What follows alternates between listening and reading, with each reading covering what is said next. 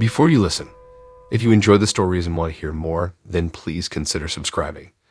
Most of you listening aren't subscribed, so please take this time to subscribe. Turn on notifications so you'll never miss a story and be the first to hear. You'll also be supporting me. Thank you.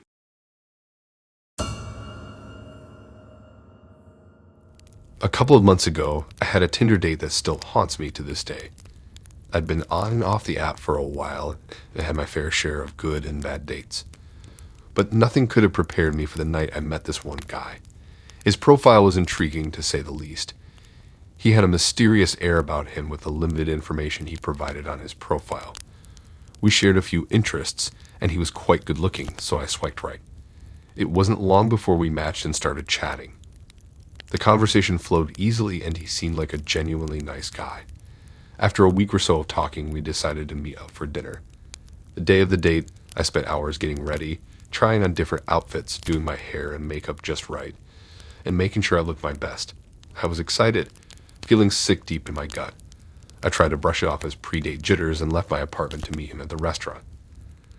The place he chose was a tranquil Italian spot, nestled in a quiet corner of the city. As I approached, I could see him waiting outside, leaning against the brick wall. We exchanged pleasantries and headed inside.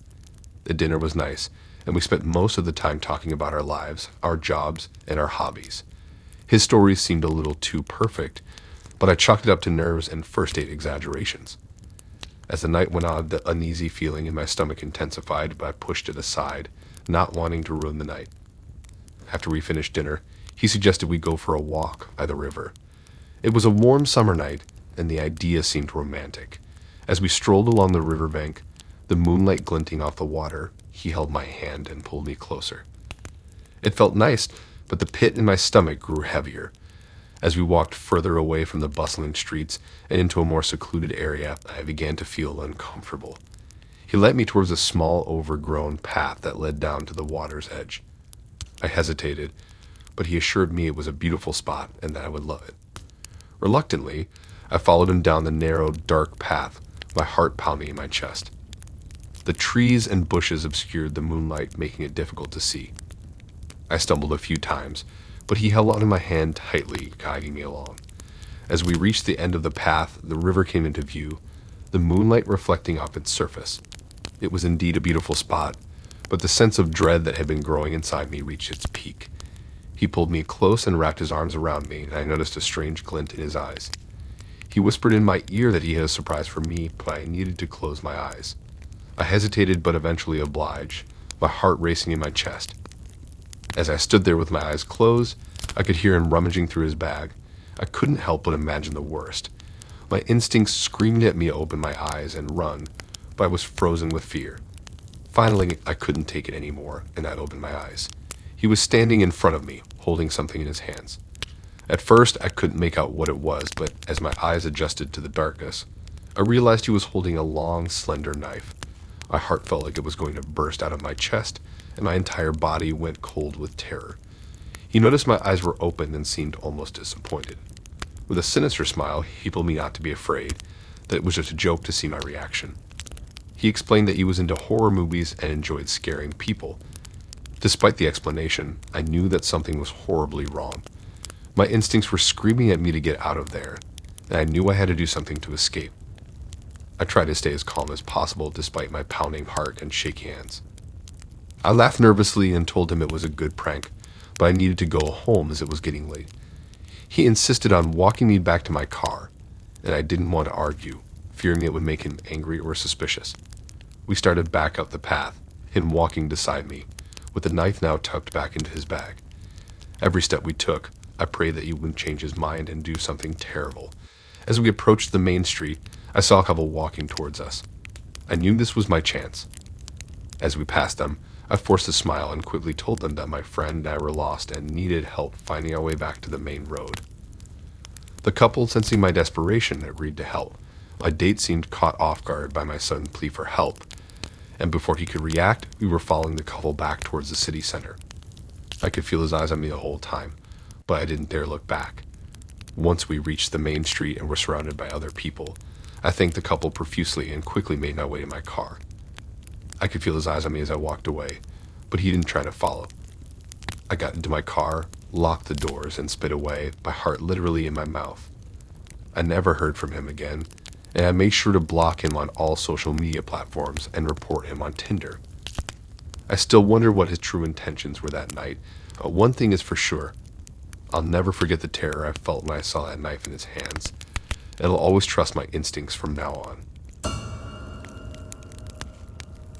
I want to tell you about this one wild and crazy Tinder date I had a couple of months ago. I'm a 26-year-old dude. I'm not the best looking guy, but I've been swiping left and right for a while. But nothing could have prepared me for what went down that night.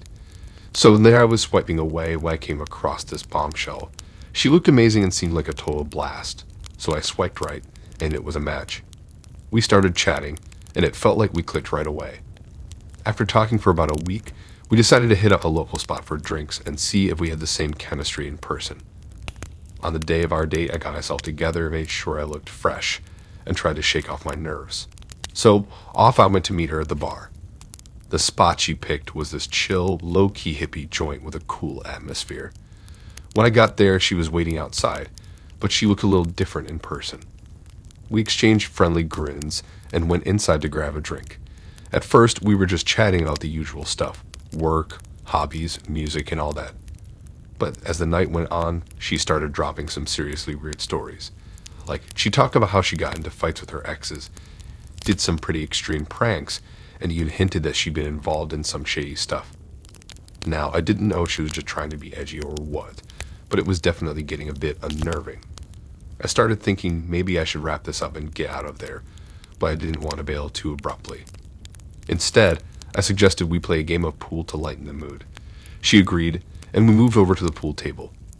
As we were playing, she started getting touchier and more playful, like she was trying to distract me. But at the same time, her stories were getting darker and more intense. As we continued playing pool, she told me about how she'd once followed an ex-boyfriend halfway across the country just to keep tabs on him. She explained that she'd rented a car and tracked him down, hiding in the shadows and watching his every move. This girl went all out, even creating fake social media profiles to stalk him and the people he was with. I couldn't believe what I was hearing, and I was getting more and more freaked out by the minute. While she was sharing her twisted tale, she started getting even closer to me, brushing her hand against mine as we took turns playing pool. At one point, she grabbed my hand and placed it on her hip, giving me a seductive smile.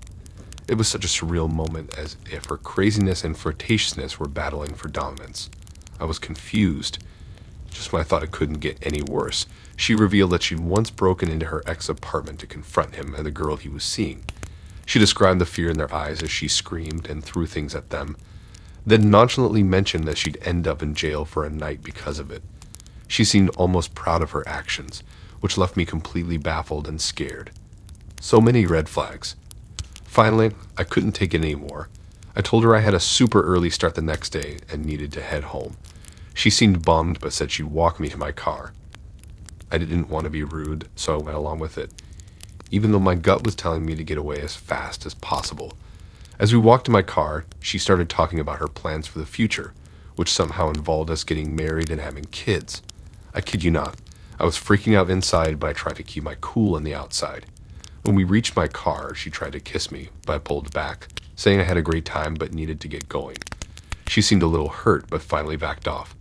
I hopped in my car and drove off, my heart pounding like crazy. The second I got home, I blocked her on Tinder and all social media, hoping I'd never have to deal with that level of crazy again.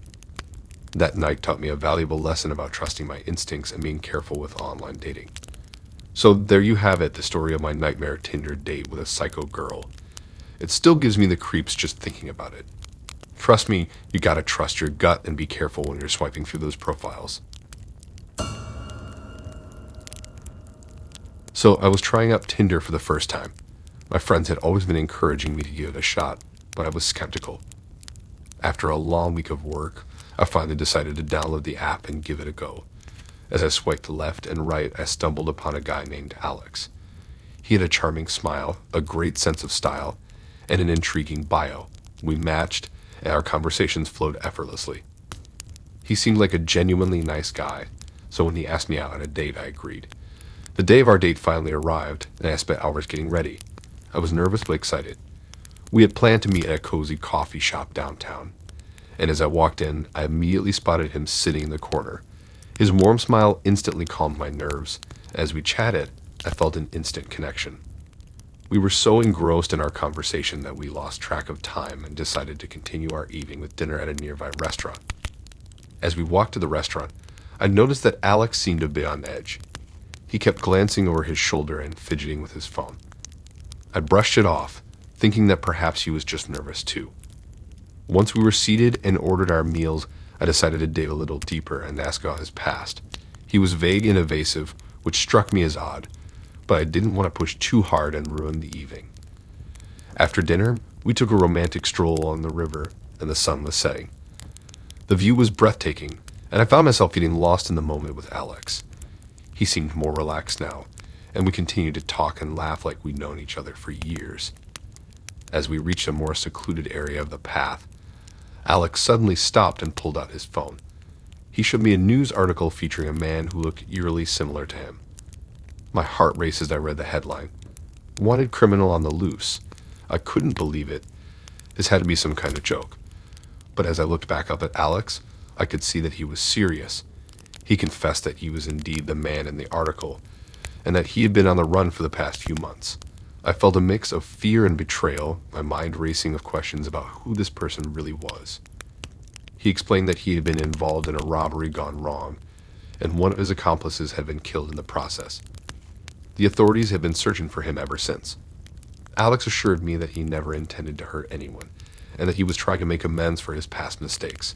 He claimed that he had chosen to meet me because he felt a connection and wanted to experience something real before turning himself in. I was torn between feeling sympathy for this man who seemed genuinely remorseful and the fear of being caught up in a dangerous situation. He asked me to help him make his escape, and in that moment, I felt a strange sense of responsibility. I agreed to drive him to a remote location where he could lay low until he was ready to face the consequences of his actions. My heart pounded as we made our way to my car, and I couldn't help but glance around to make sure no one was watching. As we drove through the dark, winding roads, the reality of the situation began to sink in. I was alone in a car with a wanted criminal, and I had no idea what he was truly capable of. I had an impression that I was making a terrible mistake, but I also couldn't bring myself to abandon him. When we arrived at the secluded cabin, Alex seemed grateful for my help. He thanked me profusely, saying that he never expected to find someone who would take such a risk for him. I was still in shock over the whole situation, but part of me felt like I was doing the right thing. He promised that he would turn himself in after laying low for a few days, and as I looked into his eyes, I wanted to believe him. As I prepared to leave the cabin, my heart was heavy with uncertainty. I was afraid for Alex, but I was also afraid for myself. Had I just become an accomplice in his crimes? Would I face legal consequences for my actions? And despite everything, I couldn't help but wonder if there was a chance for us to have a future together once he had paid his dues. I drove back to the city, my mind racing with conflicting emotions. I knew that I needed to confide in someone, but I also wanted to protect Alex. I decided to call my best friend and tell her everything, trusting that she would help me navigate the complex situation. Over the next few days, I was a nervous wreck. I couldn't sleep, my appetite vanished, and I was constantly checking the news for updates on Alex's case. I was plagued with guilt, wondering if I had done the right thing by helping him.